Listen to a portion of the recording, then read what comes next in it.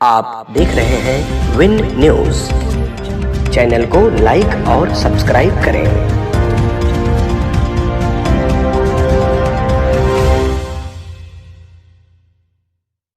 जुड़ करके देश के अंदर कोरोना की लड़ाई को मजबूती से आगे बढ़ाने का कार्य कर रहे हैं। और भाइयों बहनों, हम सबको आज प्रधानमंत्री मोदी जी के नेतृत्व पर गौरव की अनुभूति करनी चाहिए। एक संवेदनशील, भारत माता को समर्पित और राष्ट्र की सुरक्षा के लिए प्रतिबद्ध सरकार के नेतृत्व में, मार्गदर्शन में भारत दुनिया की एक महाताकत के रूप में अग्रसर हो रही है। और प्रधानमंत्री मोदी जी का ये मार्गदर्शन प्राप्त करते हुए उत्तर प्रदेश आज विकास की जिन नई बुलंदियों को छू रहा है, उसी क्रम में मैंने आपको बताया था, ये महात्मा विदुर की भूमि है। और इसीलिए महात्मा विदुर की इस भूमि पर भाइयों बहनों, महात्मा विदुर की इस पावन तपस्थली को प्राच्य भारतीय विद्याध्ययन केंद्र के रूप में विकसित करने की कार्रवाई वर्तमान में चल रही है। साथ साथ यहां पर जो कार्य हुए हैं, अब तक बिजनौर जनपद में 1426 करोड़ रुपए की लागत के कार्य संपन्न किए जा चुके हैं और लगभग इतने ही लागत के कार्य वर्तमान में चालू स्थिति में हैं। आपके सामने में कुछ योजनाओं के बारे में, बिजनौर मुरादाबाद 4 लेन की सड़क, भाइयों बहनों 209 करोड़ रुपए की लागत से यह कार्य संपन्न किया गया है।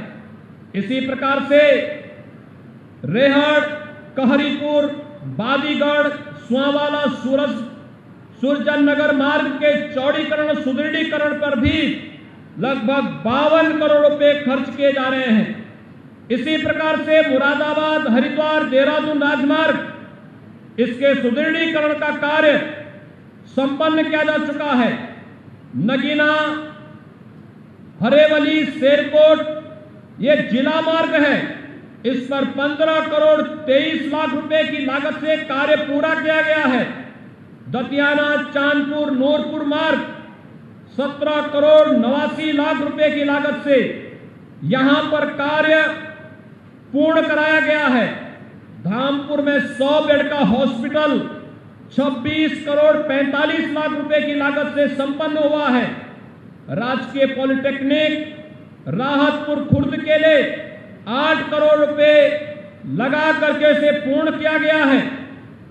राजकीय महाविद्यालय मीरापुर 7 करोड़ 87 लाख रुपए खर्च करके इसे पूर्ण कराया गया है।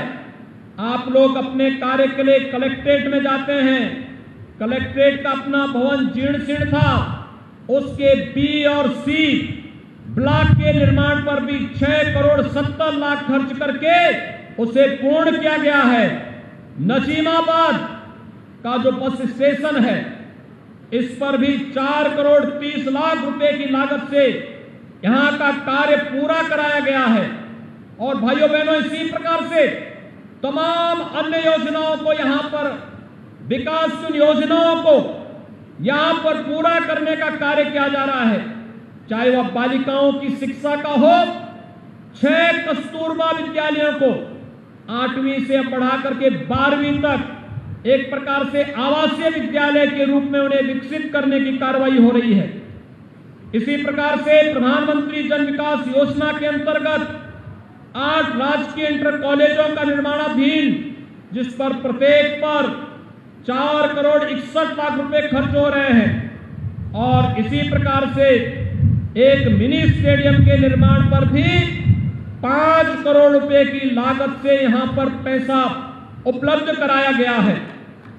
भाइयों बहनों, अब तक अगर किसान योजना के बारे में आपको मैं बताऊं तो कृषि ऋण योजना के अंतर्गत लगभग 90 लाख किसानों का ऋण माफ हुआ, 90,000 किसानों का ऋण माफ हुआ था आपके बिजनौर जनपद में, जिस पर 550 करोड़ रुपए प्रदेश सरकार ने खर्च किए थे।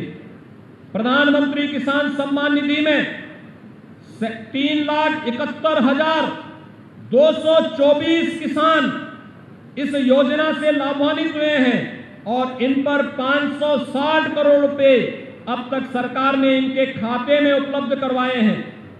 इसी प्रकार से गन्ना किसानों के बारे में, भाइयों बहनों, गन्ना किसानों के बारे में हम लोग एक नया, बहुत शीघ्र इसके बारे में हमने एक कमेटी गठित की है जो गन्ना किसानों के गन्ना मूल्य में वृद्धि करने का कार्य कर सके, और इस पर बहुत शीघ्र सरकार घोषणा करने वाली है। लेकिन मुझे बताते हुए प्रसन्नता है कि आपके जनपद बिजनौर में 3,46,697 किसानों के 12,951 करोड़ रुपए, 34 लाख रुपए उनके खाते में गन्ना किसानों का गन्ना मूल्य का भुगतान किया जा चुका है। इसी प्रकार से प्रदेश के अंदर एक जनपद एक उत्पाद में 247 लाभार्थियों को 8 करोड़ 59 लाख रुपए मुख्यमंत्री युवा स्वरोजगार योजना के अंतर्गत 6 करोड़ 9 लाख रुपए, यानी तमाम अन्य योजनाओं को जोड़ने का कार्य भी प्रदेश के अंदर हो रहा है।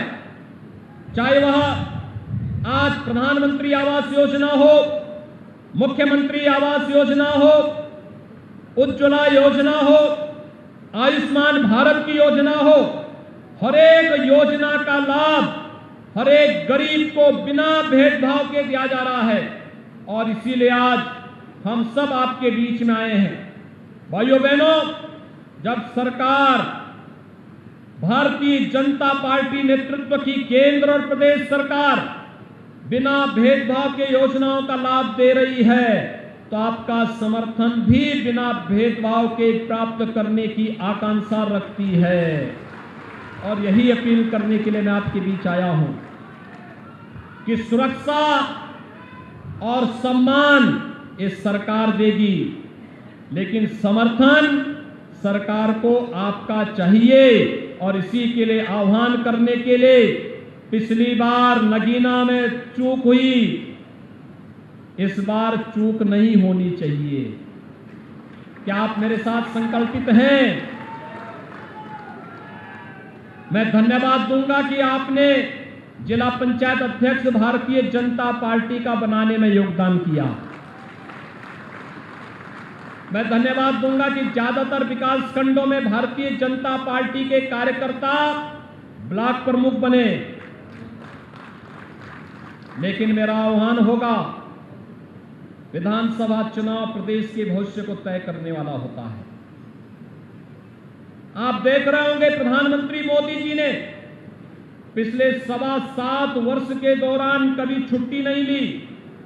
बिना रुके, बिना डिगे, बिना थके, बिना झुके देश की जनता के लिए, देश की सुरक्षा के लिए, देश के विकास के लिए उन्होंने अपना पूरा समय दिया है।